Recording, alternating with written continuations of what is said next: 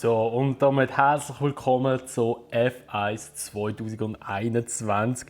Ja, endlich ist das Game auch rausgekommen. Wir haben ja erst vor kurzem noch F1 2020 die Saison beendet. Und da habe ich ja schon gesagt, sobald ich dann die Saison dort fertig habe, switchen wir rüber zu F1 2021. Und ja, ich bin relativ gehypt. Jetzt, wo ja auch EA am Werk ist, habe ich zwar ein bisschen mehr Angst, dass man mehr Geld ausgeben für das Game. Aber ich habe schon ein paar Runden gespielt, also bin schon ein paar Runden gefahren. Einfach hauptsächlich wegen der Einstellungen. Ich bin noch nicht zu 100% zufrieden, aber ich muss sagen, überwiegend bin ich sehr positiv überrascht vom Game. Also vor allem, weil EA im Hintergrund um ein Werkeln ist. Genau, also ich da noch schnell kurz das Zeug umstellen. Das lasse ich jetzt einfach auf die Standardeinstellungen, weil Gamma-Anpassungen muss ich jetzt machen, weil ich kein Dings habe, kein HDR drin, wegen der Aufnahme, also wegen dem Aufnahmegerät geht es eben leider nicht, wegen der Elgato dazwischen, die haben kein HDR auf. Dann muss ich das alles ausschalten, dass ich aufnehmen kann. Darum ist jetzt so die Meldung, die kommt normalerweise nicht. Und ja, wir machen jetzt auch wieder eine Karriere. Allerdings machen wir keine Fahrerkarriere mehr. Wir machen jetzt eine MyTeam-Karriere, ne, weil der Dominik Gasel ist ja in der letzten Weltmeisterschaft Achter geworden, so viel ich es noch im Kopf habe. Und er hat nach einer Saison schon gedacht, also, ja komm, das reicht schon. Ich habe genug Eindruck hinterlassen. Wir hatten ja 2 Poles, einen Win haben wir glaube ich geholt. Und ja, also er hat das Gefühl, das reicht. Oder? Und jetzt will er eine eigene Teamkarriere starten und natürlich dann auch wieder als Fahrer fungieren dort. Aber er will nicht der Untertan sein von einem Team. Darum wird er selber durchstarten mit einem eigenen Team und das machen wir jetzt. Ich habe zwar noch nichts gemacht, ich habe nur Grand Prix bin ich gefahren bis jetzt. Wir machen jetzt eben Karriere und starten jetzt hier eine MyTeam-Karriere starten. Spiele als Fahrer und Teambesitzer, erstelle und verwalte dein Team und führe es bis an die Spitze der Konstrukteurmeisterschaft. Und das machen wir auch jetzt. Da habe ich auch richtig Bock drauf. Und wir den Breaking Point Modus, gibt es ja so wie einen Story Modus, den es da in diesem Game gibt. Den spielen wir auch. Allerdings nicht im Let's Play, nicht auf YouTube, das mache ich dann im Stream. Also gerne schon mal bei mir auf Twitch draufkommen. Jeden Freitag und jeden Montagabend, ca. ab der 6 Uhr, fange ich an zu streamen, etwa so 2,5 Stunden. Also wenn ihr Bock habt, gerne mal reinschauen. Dann spielen wir eben dann den Breaking Point. Heute Abend fängt es an. Heute haben wir gerade den Freitag, den 16. Ich hoffe, dass ich die Folge auch gerade heute rausbringe. Das wird aber ein bisschen schwierig werden, zeittechnisch, weil das ist jetzt mittlerweile schon eins. Und bis die Videos geschnitten sind bzw. aufgeladen sind und dann auch freigeschaltet sind, ja, geht nämlich recht viel Zeit vorbei. Aber ich werde jetzt mit mir labern. Wir starten jetzt mit der MyTeam-Karriere. Und wir haben mal eigene Einstellungen, wir das selber einstellen, also wegen der Fahrhilfe alles. Ich habe jetzt mal Benutzer definiert. Also ich spiele es so, wie ich 2020 auch aufgehört habe. Also Lenkradassistent draussen, Bremsassistent draussen, Antiblockiersystem draussen, also alles ist ausgeschaltet. Ich habe einfach immer getrieben, manuell mit Schaltempfehlungen, weil bei gewissen Strecken bin ich mir halt nicht so sicher. Wobei jetzt Vietnam ist ja draussen, das ist ja gut, das war Eisstrecke. Boxenstoppassistent und Freigabeassistent habe ich drin. Weil das noch extra da mit Pitlane drücken und so, das fühle ich nicht so. Darum habe ich das draussen. Wird aber so sein, dass ich dann nicht irgendwie mit 200 oder 300 km/h in die Boxengasse reinbrettere. Also in Kanada zum Beispiel ist das möglich. Das mache ich aber nicht. Ich tue dann schon so realistisch abbremsen, aber ich drücke den Knopf einfach nicht. ERS hilft aus und DRS hilft ist auch draussen, also dass es automatisch die und ausschaltet, das habe ich nicht drin, ich muss es manuell machen. Das Einzige, wo ich ein kleines Problem habe, ich weiß aber nicht wieso und warum, es kann auch sein, dass ich halt noch nicht so eine Karriere gemacht habe, vielleicht geht es dort, ist jedes Mal, wenn ich das Rennen fahre, ich kann nicht auf Fettgemisch umstellen oder auf gering. Das ist immer Standard, ich kann das nicht mehr ändern. Das Lenkrad habe ich auch separat konfigurieren, das hat es mir komischerweise aber nicht übernommen. Ich weiß nicht wieso und warum, aber ja, wir probieren es jetzt einfach mal. Vielleicht muss es auch erst reingepatcht werden, weil ich habe noch das alte Thrustmaster Lenkrad, es gibt mittlerweile schon ein neues, ich weiß nicht, ob das noch unterstützt wird. Weil eben, es hat man zuerst ein anderes Lenkrad erkannt, darum ist es so gut möglich, dass es gar nicht mehr erkennen. Ja, so, jetzt muss ich schauen, die Presse, die lassen wir drin. Häufigkeit der Abteilungserreichung, dann einfach standardmäßig, das ist einfach alles Standard, oder? Spielerdefekt, Häufigkeit niedrig. Lege fest, wie oft technische Probleme auftreten. Standard. Mit normaler Häufigkeit. Wir nehmen Standard, oder? Standard. Wir machen einfach alles Standard. So, Regeln und Flaggen. Nehmen wir an. Sind wir streng. Ein paar für mehr Regeln lassen wir auch drin. Safety Car. Können Sie die einschalten? Aha, wegen der Sessionlänge. Ah, okay. Kann man noch bei der Fahne etwas? Nein, okay. Ja, genau, Sessionlänge. Da müssen wir alles dazwischen einstellen. Das ist natürlich da ein bisschen tricky. Also, das Rennen kurz. 25%, das habe ich wollen. Wir machen es eigentlich genau gleich wie der Dings in der Fahrerweltmeisterschaft. Wir tun Blitzqualifying rein, Mittel und dann nachher Sessionlänge ist Mittel, lang. Komplett okay, ja, Mittel. Und Training, also das ist eigentlich genau gleich. Das Training nehme ich aber nie auf. Da wisst ihr ja, ich gehe nämlich dann gerade direkt in Splits Qualifying rein, weil das Training ist eigentlich wirklich nicht so interessant für euch. So, Wettertages ist perfekt. Okay, jetzt lassen wir mal so. Jetzt Simulationseinstellungen. KI, die nehmen wir jetzt natürlich mal auf. Ich weiß aber nicht, wie stark das sie sind, darum ich nehme sie mal. Ich glaube, das letzte Mal, als ich gestartet habe, mit 55. Und das ist wirklich einfach, ich tue mal auf 65. Oder, ja, komm, eigentlich nehme ich mal auf 70 auf, ich weiß nicht. Ich nehme mal auf 70, wir schauen mal, wie es so ist. Jetzt klar, am Anfang müssen wir schauen, wo wir etwa drinnen stehen. Von der Stärke her vom Team. Ja, einfach, dass es etwa fair ist. Und es muss ja nicht höher sein, es muss ja eigentlich meinem Fahrstil gerecht sein. Also wenn ich jetzt kämpfe, wenn ich auf in die Punkte hineinkomme, dann ist es ja, glaube ich, genug fair. Also es muss ja einfach schon so entspannend sein, ich darf nicht wegfahren und die dürfen auch nicht von mir wegfahren, es muss so ein bisschen ausbalanciert sein. Ach komm, wir nehmen 68, ich weiß es wirklich nicht. So, Oberflächenart, realistisch, Rückblenden. Da bin ich am Überlegen, ob ich es drinnen lassen soll. Weil die Rückblenden wären vielleicht, also das habe ich jetzt ein paar Mal gemerkt, wäre halt nicht schlecht, aber wir lassen sie gleich mal draussen. Autoschaden-Simulation, Häufigkeit Autoschaden auch Simulation. Geringer Treibstoff, einfach, schwer, da lassen wir jetzt einfach mal auf einfach. Rennbeginn manuell, also muss ich selber schalten. Und Oberfläche und Innen, Kollision auch drinnen, okay. Also eben das Einzige, was man bis jetzt noch nicht herausgefunden hat, das könnt ihr mir schon gerne in die Kommentare schreiben, wenn ihr es wisst. Ich kann das Fact-Mischen einstellen. Ich kann nicht, früher einfach mit dem Knopf, den ich hier überdrücke, und dann bin ich im Fact-Misch oder über wieder, und dann bin ich nicht mehr drin oder ins Gring rein. Aber ich weiß nicht, wieso dass das nicht mehr geht. Keine Ahnung. Keine Ahnung. So, Icons, ich habe das Pack nicht gekauft. Ich war sparsamer und habe extra nicht so... Gut, das ist auch ein bisschen doof mit Legendenerfahrung, muss ich ehrlich sagen. So, machen wir überspringen. Und let's go! Willkommen bei My Team. Hier kannst du die Formel 1 nicht nur als Fahrer erleben, sondern auch als Besitzer eines brandneuen Formel 1 Teams. Als allererstes müssen wir einen Charakter auswählen. Okay, einen Charakter müssen wir auswählen. Ich habe eigentlich schon einen erstellt. Eigentlich habe ich schon einen erstellt. Aber wieso kann ich den nicht auswählen? Okay, dann machen wir halt den nochmal, den gleichen, wie ich vorher hatte. Und zwar, jetzt will ich schon schauen. Was sind das für die E-Sports-Weltmeister? Ah, okay. Und zwar, ich habe den hier genommen, den habe ich auch, glaube ich, in der vorherigen Karriere genommen, Herkunft. Da wird es ein richtig langes Video werden, glaube ich. Tut mir leid für das.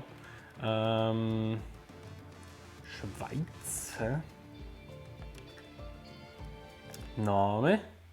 Ach Gott, jetzt muss ich das hier über das Lenkrad eintippen. So. Kümmern wir uns zuerst einmal um das Aussehen deines Fahrers. Aussehen des Fahrers, okay, Helm. So, da lang. Charakterposition, also mit dem Daumen verschränken. Podest, okay, nehmen wir einfach den. Das wird wahrscheinlich in dieser Saison noch nicht so der Fall sein. Siegerfunkspruch, das gibt es ja auch noch neu. He? Ja!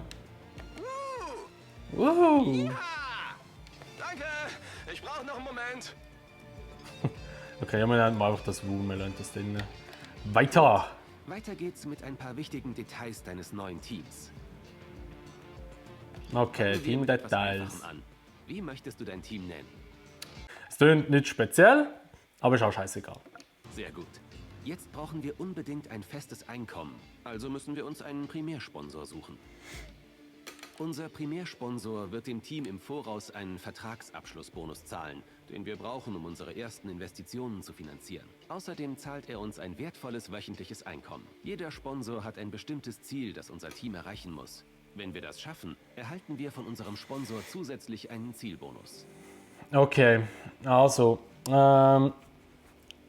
ich glaube, das Wichtige ist, dass wir ein höheres monatliches wöchentliches Einkommen haben, dass wir auch viel investieren in die Entwicklung. Darum denke ich, ist hier der X-Firming, heisst der, eigentlich nicht mehr so schlecht, weil der zahlt 280'000 in der Woche. Haben zwar nicht so einen hohen Vertragsabschluss oder sehr kleinen Zielbonus, aber was wir machen müssen, ist eigentlich auch easy. Wir müssen nur die Saison abschliessen. Darum macht der, glaube ich, noch recht viel Sinn. Jetzt haben wir ein Budget, mit dem wir arbeiten können. Als nächstes brauchen wir einen Vertrag mit einem Motorenhersteller. Ohne Triebwerk kann unser Wagen nur mal schlecht fahren. Ja, das ist so. Also Renault, Honda, Mercedes oder Ferrari. Wir müssen auch auf die Kosten achten. Es gibt noch viele andere Dinge, in die wir Geld investieren müssen. Okay, also Mercedes ist mit Abstand... Nein, Ferrari ist nicht teuerst. Was? Oh, das ist ja noch strapazierfähig, okay. Hey, Mercedes ist günstiger als Ferrari, das verstehe ich jetzt also gar nicht. Also, rein vom Sound her finde ich den Honda-Motor am geilsten. Budgettechnisch wäre es natürlich interessant mit Renault. Was ich mich einfach frage ist, wenn wir jetzt den Renault-Motor nehmen, können wir während der Saison auch mal wieder wechseln. Also ich weiss nicht, darum ich gehe mal einfach auf sicher und nehme jetzt den Honda-Motor, weil ich finde Honda einen coolen Motor. Alle wichtigen Partner, die unser Team braucht. Aber uns fehlt noch ein Teamkollege für dich. Ja, also wenn wir noch einen Teamkollegen haben. Okay, danke für die Erklärung.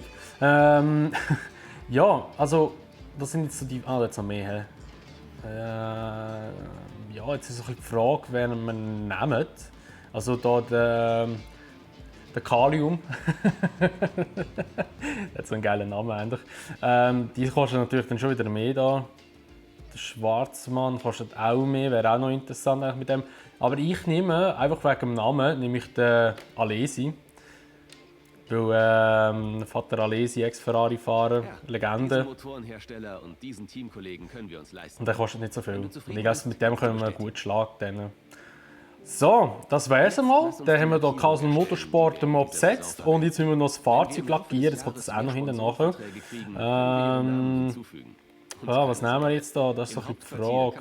Das sieht eigentlich nicht mehr so schlecht aus. Aber sollen wir es jetzt wieder umlackieren, denke ich jetzt mal. Das sieht auch nicht so scheiße aus. Das sieht scheiße aus. Das sieht auch scheiße aus. Ich nehme das. Gut, dann haben wir unser Fahrzeug. Ein Teamlogo und unsere Teamfarben entscheiden. Das Teamlogo habe ich schon eins gemacht. Nein! Hä? Nein, Mann! Oh, Mann! So, ist das alles? Weiter. Klasse. Jetzt haben wir alles geschafft, endlich. Nach einer halben Stunde vom Video, also wenn ich es aufgenommen habe, wahrscheinlich würde ich es noch ein bisschen zusammenschnibbeln, was geht. Wenn du bereit bist, dann Sind wir jetzt mal gehst du zum nachher. Teamhauptquartier. Weiter.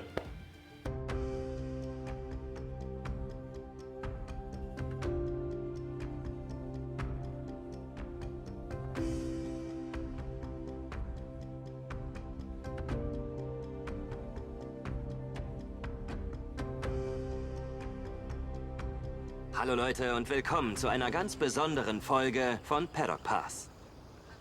Wie ihr seht, stehe ich diesmal nicht vor der Boxengasse und es gibt keinen Motorenlärm im Hintergrund. Und das liegt daran, dass ich dem Fahrerlager entfliehen und auf dem Land untertauchen konnte. Genauer gesagt, im Hauptquartier des neuesten Teams. Es passiert nicht oft, dass wir einen Blick hinter die Kulissen eines Formel-1-Teams werfen können und noch seltener, dass wir mit jemandem sprechen können, der das Team nicht nur leitet, sondern auch dafür fährt. Und genau das ist bei diesem Team der Fall. Denn Chef und Fahrer sind ein und dieselbe Person. Die letzten 12 Monate waren sehr ereignisreich und wir wissen nun, dass viele der Reglementänderungen, die für diese Saison geplant waren, auf die nächste verschoben sind. An manchen wurde aber festgehalten, wie der äußerst bedeutsamen Begrenzung des Budgets. Diese könnte einigen der kleineren und weniger erfolgreichen Teams vielleicht eine Chance geben, mit den großen Teams mitzuhalten. Schön für sie und gut für uns, die Zuschauer. Aber was sagt der neue Boss zu all diesen neuen Regeln? Sind sie eine Herausforderung, eine Hürde, die überwunden werden muss? Vielleicht werden sie auch als Gelegenheit gesehen, um für Veränderung zu sorgen. Als eine Chance, um anzugreifen und sich in der Formel 1 für immer zu verewigen. Tja, ich hatte die Gelegenheit, genau diese Fragen zu stellen. Genau hier und heute. Und das kam heraus. Also erstmal vielen lieben Dank für die Einladung und die Chance, einen Blick hinter die Kulissen zu werfen. Wie Sie sich vorstellen können, habe ich eine Menge Fragen, also lassen Sie uns gleich anfangen. Es ist schon lange her, dass wir einen Teambesitzer gesehen haben, der selbst auf der Strecke fährt. Und der Sport hat sich seitdem enorm verändert. Wie werden Sie die Aufgabe bewältigen, ein Formel-1-Team zu leiten und für das Team zu fahren? So, also, leichte Aufgaben sind es nicht wert, bewältigt zu werden. Ich liebe die Herausforderungen wie diese. Es geht hier nicht nur um mich, sondern um mein Team. Es hat meine 100%ige Unterstützung und zusammen sind wir unaufhaltsam. Okay. Ich muss zugeben, es war... Okay, dann machen wir auch das mit dem Team. Scheiße. Reden wir mal über Ihren Teamkollegen. Er ist natürlich begeistert, für Sie zu fahren. Aber verraten Sie uns doch, was er Ihrer Meinung nach dem Team zu bieten hat.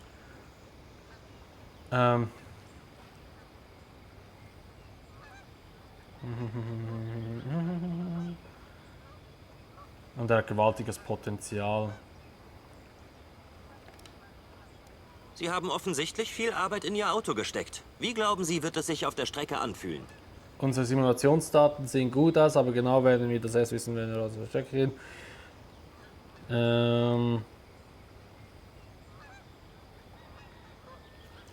Okay, da könnte man eigentlich schon die ganzen Abteilungen wahrscheinlich schon ein bisschen beeinflussen. Wir nehmen jetzt einfach mal Simulationsdaten. Die meisten der anderen Teams haben jahrelange Erfahrung in der Formel 1.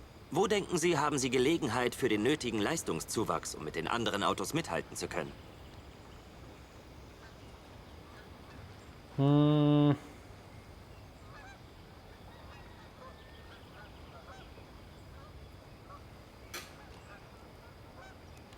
Nennen wir mal das. Letztendlich hängt Ihr Erfolg in dieser Saison davon ab, ob Sie sich gegen andere Fahrer im Kampf um die bessere Position durchsetzen können.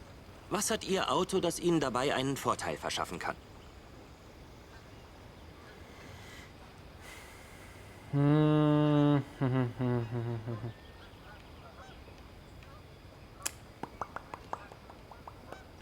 Stromförmige Boliden. Und zum Schluss noch, Aeroabteilung. wenn man bedenkt, wie viele Spezialisten für die verschiedenen Gebiete in Ihrem Hauptquartier zusammenarbeiten, bei dem, was da auf Sie zukommt, wer hat das größte Lob verdient? Auf welche Leute sind Sie besonders stolz? Das ist aber dort genau Chassis, unser Treibwerk. Großartige Leistung. Vielen gebracht, lieben whatever. Dank, dass Sie sich hierfür Zeit genommen haben. Es war großartig, mit Ihnen zu sprechen und uns hier umzusehen. Wie gesagt, wir Ja, wissen das ja. sehr zu schätzen. Und lieben Gruß auch an unsere Zuschauer. Bis zum nächsten Mal. Alter. Wenn er einfach kein Wort gesagt hat, da ist er einfach so dort. Und dann macht er wieder so, ja, voll easy gewesen. So, also, ich muss an dieser Stelle erwähnen, ich nehme auf der PlayStation 5 auf. Das ist auch mein allererstes PS5-Game, das ich je gekauft habe. Jetzt, also FS 2021 ist das erste PS5-Game, das ich auf der PS5 aufnehme. Also komplett als PlayStation 5. Man merkt, die Ladezeiten sind brutal schnell in diesem Game. Ich war recht überrascht gewesen. Und ja, also, wir legen jetzt gerade mal los. Jetzt schauen wir zuerst einmal, das sind so die ganzen Innovationen, Aktivitäten, okay. Kannst du die Leistung des Teams maximieren?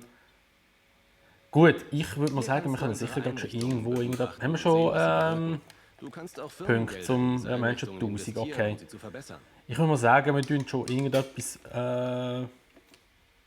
verbessern, wenn es schon geht. Ah, da sehen wir schon. Wir sind ein bisschen besser als Alfa Romeo. Okay, Mercedes ist besser als Red Bull, okay.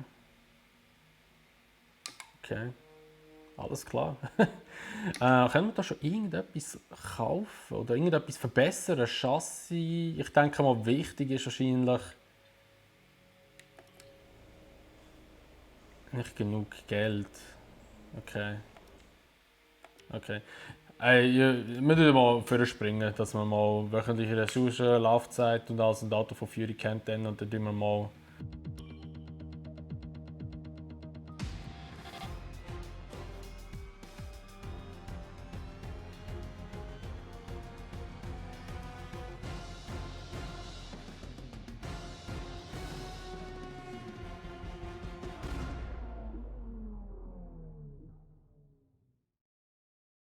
Ja, sieht recht nackig aus, das Auto. Ohne Sponsoren. Also, Sponsoren kommen natürlich im Laufe der Saison, je nachdem wie du fährst, deine Performance ist natürlich mehr dazu oder auch weniger im schlimmsten Fall. Der Duft eines Neuwagen. Okay. Jetzt ist so. Aktivitäten automatisch auswählen. Aktivität zuweisen. Mal doch sieht es aus, als könnte man da etwas entwickeln. Empfohlene Upgrades. Das Chassis würde er empfehlen zum Upgraden. Okay, das Chassis ist auch wirklich nicht so stark bei uns, dann machen wir das sicher einmal. 40% Fehlschlagequote. Bitter. Tun wir auch. Wichtig ist einfach entwickeln, dass wir da wirklich auch vorwärts kommen. Jetzt haben wir keine Ressourcenpunkte mehr. Das ist schon mal gut in dem Fall. Ich glaube, das motortechnisch sind wir nicht mehr so schlecht.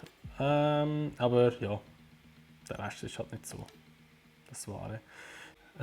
Gut, also ja, dann gehen wir als erstes Rennwochenende auf Bahrain. Dort ist der Saisonstart und dann schauen wir mal, wie das wird. Let's go!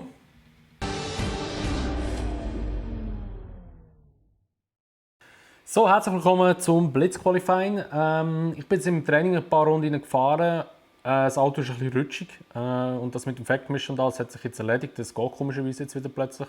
Es ist im Grand Prix nie gegangen, jetzt geht es komischerweise, aber ja, auch egal.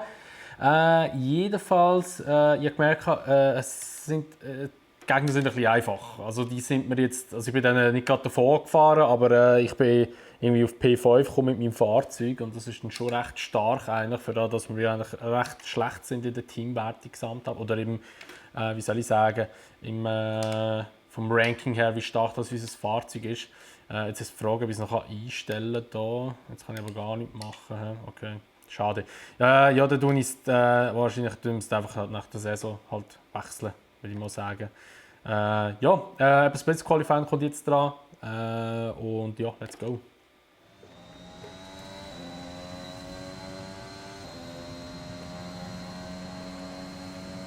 Gucken wir mal, was möglich ist hier.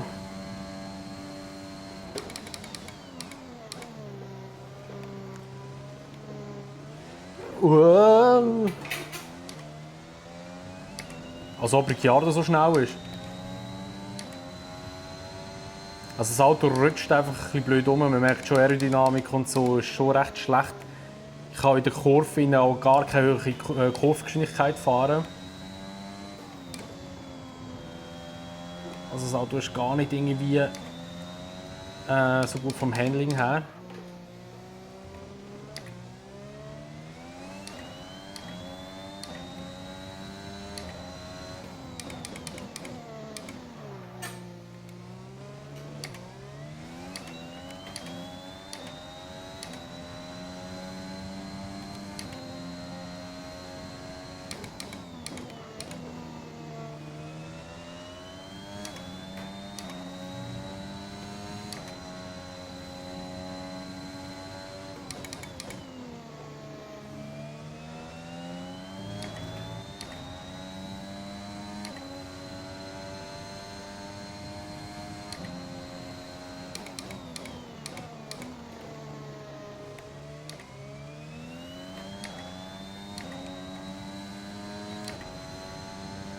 Ja, P12 werden wir schon ein bisschen recht, also schon ein bisschen stark. Also ich denke, 70, 73 wäre besser von der KI her, aber ich muss mich ein bisschen herentasten. Aber ich glaube, 68, wie wir es jetzt haben, ist schon ein bisschen low. Da haben wir jetzt Bottas, Hamilton, Perez, Verstappen, Norris, Ricciardo, okay. Ja, ist etwas so, wie es eigentlich in der echten Formel 1 momentan noch aussieht. Hola, die kommt jetzt schnell an. Also das ladet alles so extrem schnell, ich komme gar nicht nachher. Denken Sie, Sie werden diese Leistung im Rennen... Wir haben eine gute Stelle, Punkte bestehen sollten. Dann machen wir das, wir sind optimistisch. Es macht den Anschein, als hätten Sie sich in dieser Saison ganz auf Forschung und Entwicklung konzentriert. Also wir sollten schon aerodynamisch, Triebwerk ist eigentlich recht gut. Fahrwerk und Dings würde ich sagen. Fahrwerk und Aerodynamik ist das, was wir verbessern müssen. Hey, jetzt hat es geregnet auf der Waage. Es hat so den Regentröpfchen die ganze Zeit drauf gehabt. Okay. So. Also. Let's go, geht's ins Rennen. Ich weiß nicht, wie viele Runden, 18, glaube ich, oder 17 oder so sind so. Nein, weniger wahrscheinlich sogar. Aber Bahrain immer, eigentlich 14 Runden sind es, aber Bahrain immer eigentlich eine chillige Strecke zum Fahren. Kann ich jetzt hier noch einstellen, die Schwierigkeit? Nein, du hast schon nirgendwo Einstellungen. Ja, es interessiert mich alles nicht, man willkommen und bla bla bla. Kann ich da irgendwo Einstellungen, Getriebe? Nein, okay. Dann müssen wir es wirklich einmal hier Einstellungen, da können wir es machen. Also, nicht da, und zwar, wo war es? Simulationseinstellungen da. Also wir nehmen es mal auf, ich nehme jetzt mal auf 73 auf. Mal schauen. Es kann sein, dass ich gar nicht merke, aber es kann sein, dass ich schon komplett etwas merke. Aber wir schauen jetzt mal, wie es wird. Geht mal ins Rennen. Es sind nur noch wenige Minuten bis zum Beginn des Rennens. So sieht die Startaufstellung aus. Valtteri Bottas hat gestern gute Arbeit geleistet. Der Finne startet von der Pole. Und daneben steht Lewis Hamilton. Und in der restlichen Startaufstellung von heute haben wir Perez, Verstappen, Lando Norris und Ricciardo. Leclerc, Vettel, Sainz und Lance Stroll. Ein Wagen des neuen Teams, Gasly, Esteban Ocon und Tsunoda, Raikkonen, Mick Schumacher, Antonio Giovinazzi und George Russell. Mazepin, Alesi, Fernando Alonso, er hat eine Gridstrafe erhalten, und Nicolas Latifi. Also dann, es wird Zeit. Wir schalten runter zur Strecke für das heutige Rennen. Ein Fahrer des neuen Okay, es Wagens. geht los. Ich weiß, wozu du fähig Alter, wie ich bist. es gesagt Also habe, lass Mann. mich heute nicht hängen. Ja, wir sind relativ weit vorne, aber ich denke, wir werden jetzt ein bisschen zurückfallen. Wir schauen jetzt auch kurz in die Rennstrategie rein. Wir sehen, wir haben jetzt die untere Strategie ausgewählt. Wir fahren mit der Soft los und in Runde 7 wechseln auf die harten Reifen und fahren dann fertig. Aber wir könnten eigentlich auf die Ober gehen, macht ja mehr Sinn. Sind wir ja zeitlich gesehen 3 Sekunden schneller Route vorhersagen, also wie es geplant ist. Wir nehmen das Spritmanagement ein bisschen runter. Ich nehme auch wieder 14,5 mit. Ich hoffe, ich muss jetzt viel mager fahren. Dann. Ich weiß aber nicht, wie der Spritverbrauch ist noch in diesem Fahrzeug. Und ja, dann würde ich mal sagen, legen wir los. Hoffen wir ein gutes Rennen, hoffentlich Punkt und ja, hoffentlich nicht gerade irgendwie ein Crash am Anfang. Let's go! Oh, Start mit dem Auto habe ich auch noch nie geübt.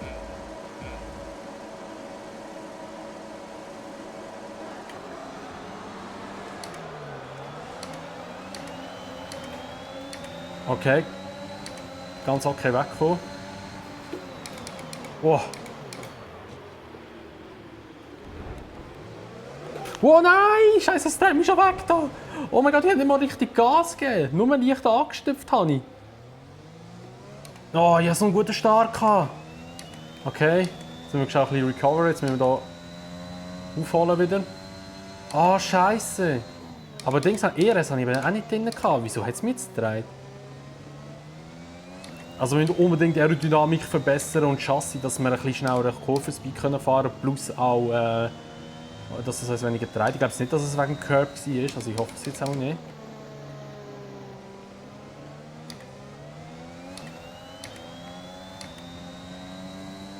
Schlechter Start für Castle Motorsport. Dreier schon in der ersten Kurve gehabt. Wir haben den Matzespin gemacht, Alter. Oh, shit, jetzt ist es ein bisschen weit raus. Ich habe spät abbremst und da spät eingelenkt. Ja, ich muss jetzt ein bisschen das Auto gewinnen. Da merkst du mega. Ey. Also vorher bin ich die ganze Zeit mit McLaren gefahren und das Auto war eigentlich auch geil zum Fahren, auch mit dem Setup zusammen. Aber jetzt so ist schon ein krasser Unterschied. Nein, Mazepin. Dreh die weg.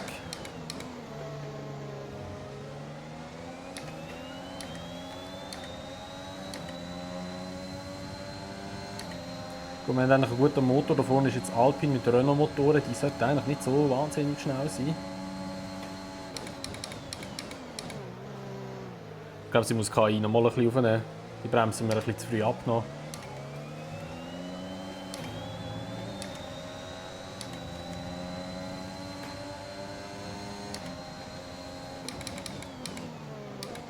Sonst fahre ich dann noch immer die ganze Zeit in die Kiste rein und dann habe ich dann wieder den Salat.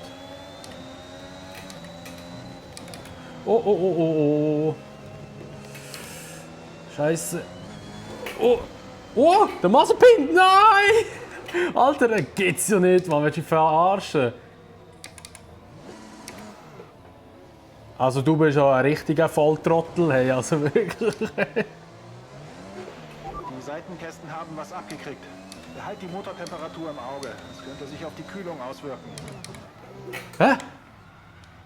Oh, what the f... Hä? Wieso hat es mich jetzt einfach weggedreht? Alter, mein... Hä? Es gab einen Zwischenfall mit Trümmerteilen auf der Strecke. Zum Glück haben die Marshals alles rechtzeitig wegräumen können. Und es gibt keine Pläne für ein Safety Car. Okay. Aber wieso hat es mich jetzt... Oh mein Gott, mein Auto ist voll am Arsch.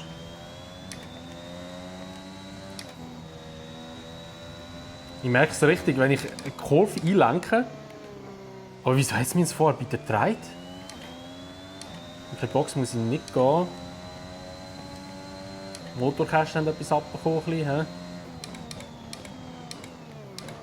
Das ist jetzt alles neu, das kaputt gehen. Ja, wir probieren mal wieder aufzuzahlen. Aber kein guter Start für Casa Motorsport. Du hast Schäden an den Seitenkästen. Rechne mit mehr Luftwiderstand. Alles klar.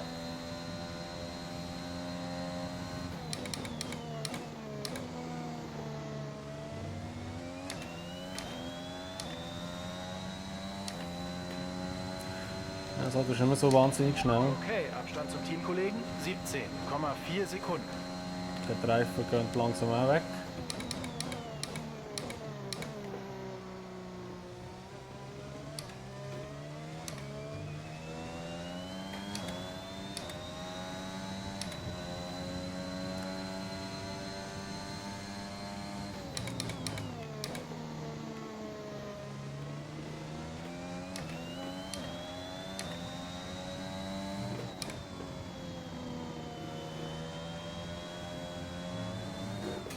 Alter, nein, nein, nein, nein!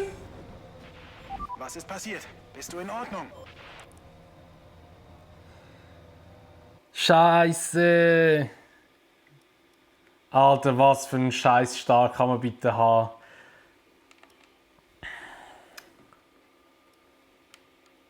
Oh, Kacke, ey.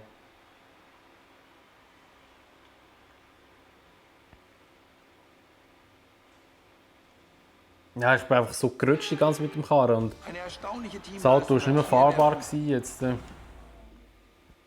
Bottas hat gewonnen. Eieiei, Scheiße.